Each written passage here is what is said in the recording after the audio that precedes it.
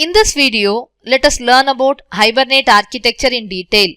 In the previous session, we have learned that whenever we want to persist a Java object from the Java application into the database, then we need to use Hibernate, which is a ORM framework. Now, we are going to learn about the internals of Hibernate.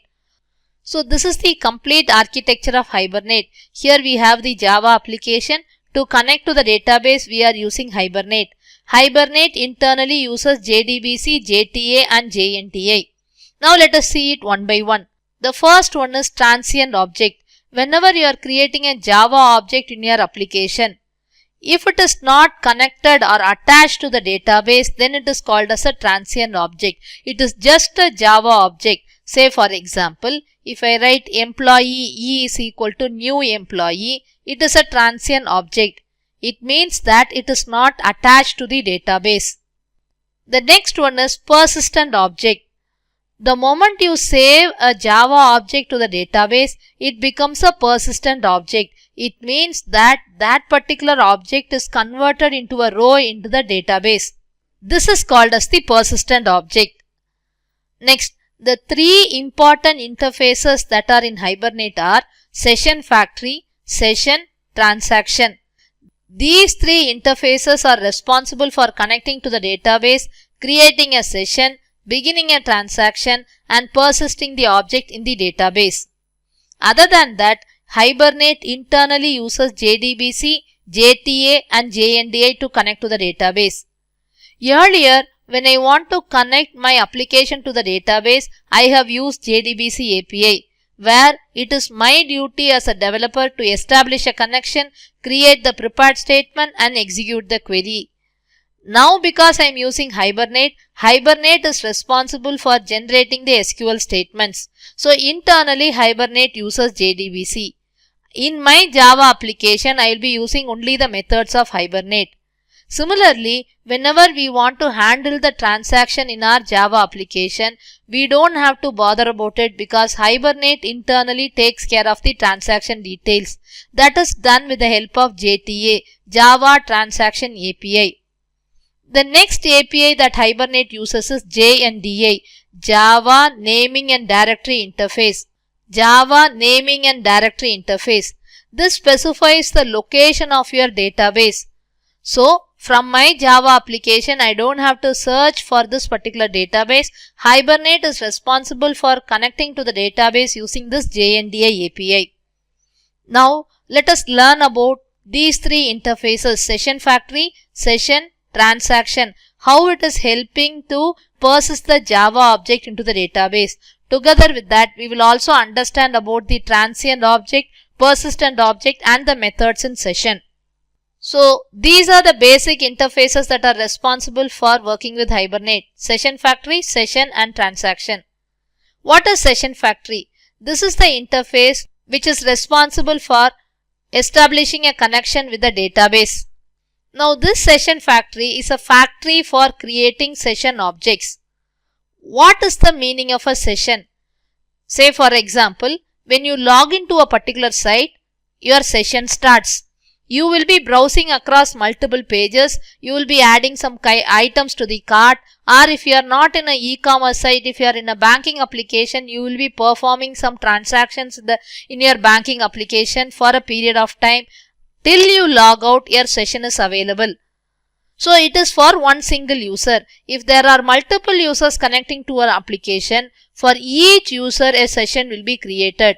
So, SeeionFactory is a factory for creating session objects. Next, what is a session? Session represents a conversation between the application and the database. As I told you, when you enter into any application of that matter, any website of that matter, if you are going into an e-commerce site, you log into the site. It means that your session starts. You can perform multiple operations in that site. You can surf through the pages. You can add items to the cart. If it is a banking application, you can perform multiple transactions. That is paying your EB bill, paying your mobile bill, depositing some amount of money into others' account. So, these operations are individual transactions.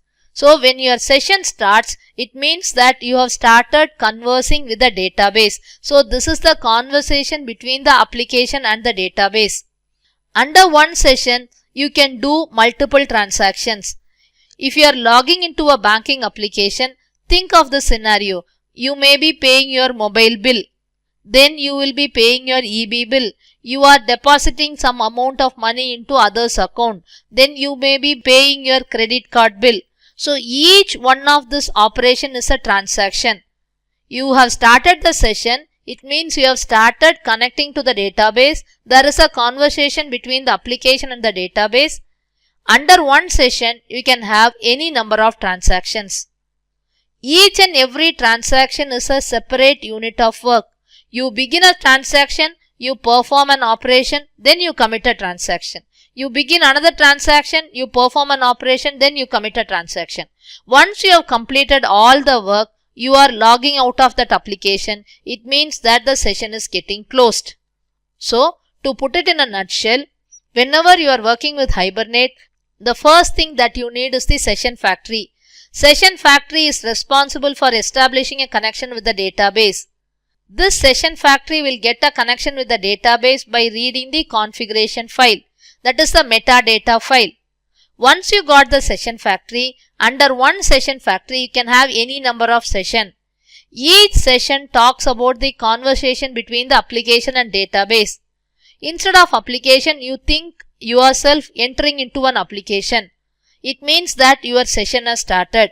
You can perform any number of operations in your session. Those operations are called as individual transactions. It means under one session you can have any number of transactions. Each transaction is an atomic unit of work. That is one simple work that you are going to perform.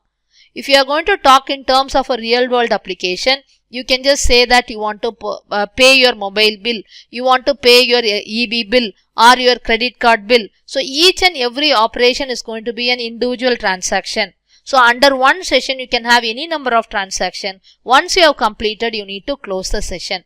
So this is a high level understanding about all these three interfaces. Now let us see about these interfaces in detail. To start with, we are talking about the SeeionFactory. The SeeionFactory is responsible for getting a connection with the database.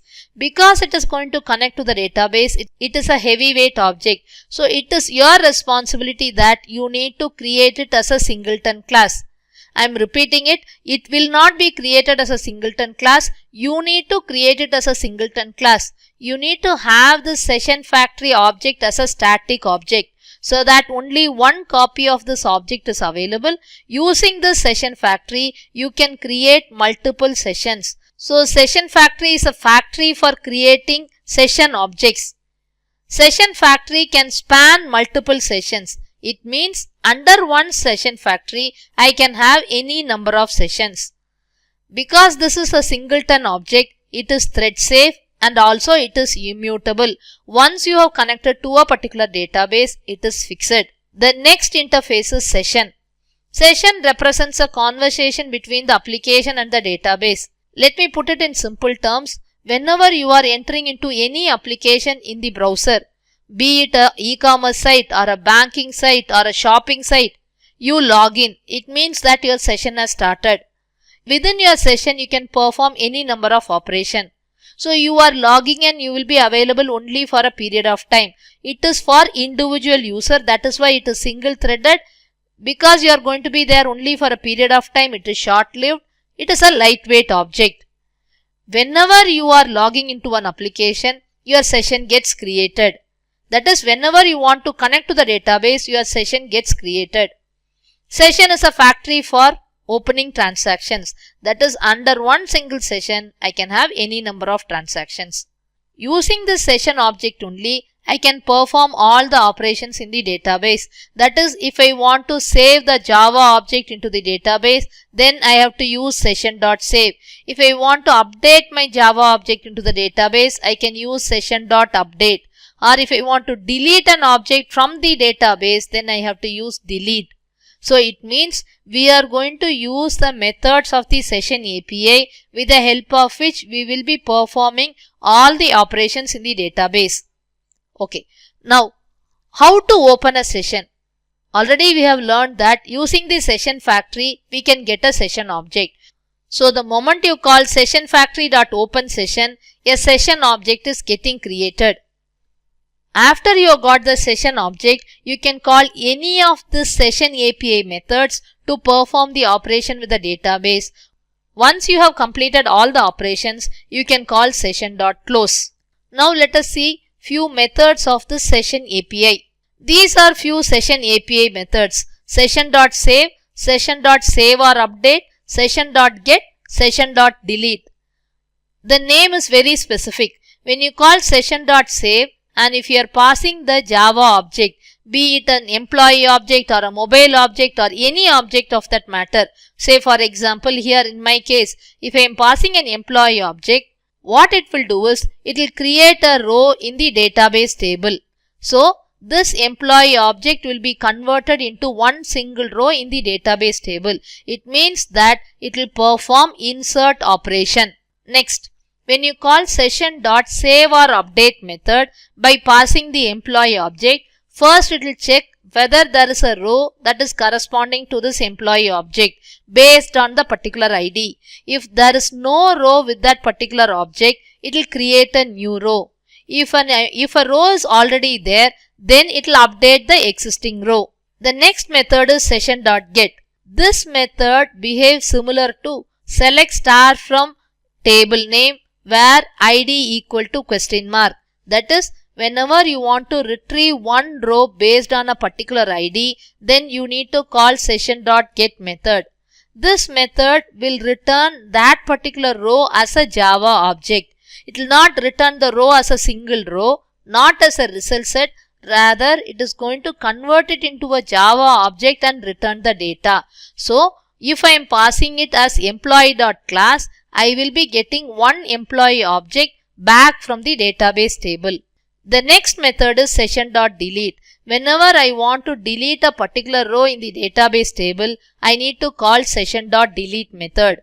In this case, the row corresponding to the Java object will be deleted in the database. Now, let us move on to the next interface, transaction. Transaction talks about one simple atomic unit of work. Because it is very small, it is a short-lived object, and because it is very specific, it is single-threaded. Transaction abstracts the application from the underlying JDBC or JTA. Already I have told you, I don't have to bother about the transaction or the JDBC details because I am working with Hibernate. Hibernate is responsible for beginning a transaction and committing a transaction. The transaction is always connected to a concrete session. So whenever you want to begin a transaction, you need to use the method session.beginTransaction. Once you have performed the operation using session, you can commit the transaction. Once you commit the transaction, the data will be stored in the table. So, it goes like this. First, you will create a session factory. The session factory will establish a connection with the database. Using the session factory, you will open a session. So, this factory can create any number of sessions. Under one session, you can have any number of transactions.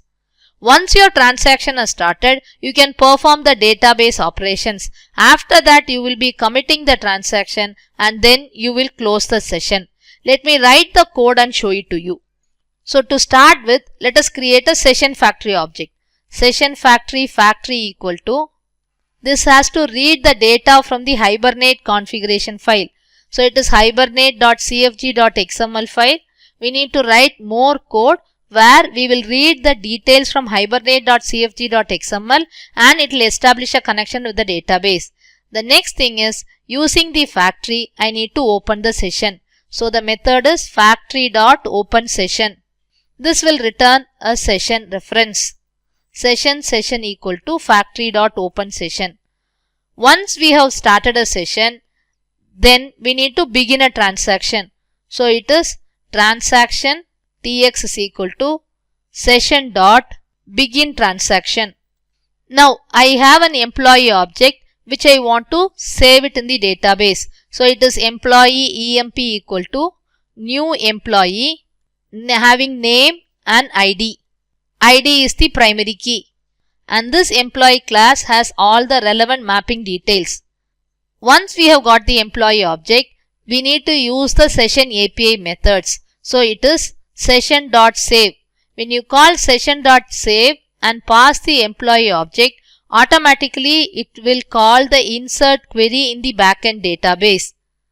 The query will be executed, but it will not be committed to the database. Only when you call transaction.commit, it will be committed to the database. I hope it is clear. When you call session.save, Hibernate will create an insert statement and it will execute the query, but it will not be committed to the database. If you want the data to be committed to the database, then you need to call transaction.commit. Once we have completed the transaction, if you want to begin another transaction and perform another operation, we can do that, or else we can close the session. It is something like logging out, session.close. And now if you want to open another session, session is equal to factory.openSession, begin a transaction, perform the operation, commit the transaction, close the session. If you want to perform multiple transactions in one single session, that is also possible. Once you have completed everything, you need to destroy the session factory. So this is how you will be working in Hibernate. Okay. Now let us also understand about the transient and persistent objects. So what is a transient object? It is just a Java object that you have created. It is still not persisted to the database. It is not attached to any session. So if it is a raw or a pure Java object, then it is called as a transient object. The moment you save the Java object to the database, it becomes a persistent object. They are nothing but Java beans. These persistent objects are associated with one session. So in our case, the moment when you give session.save of E, it becomes a persistent object. So these are the details that you need to know about Hibernate architecture. In the next session, we will understand about the Hibernate configuration file and Hibernate mapping. That's it.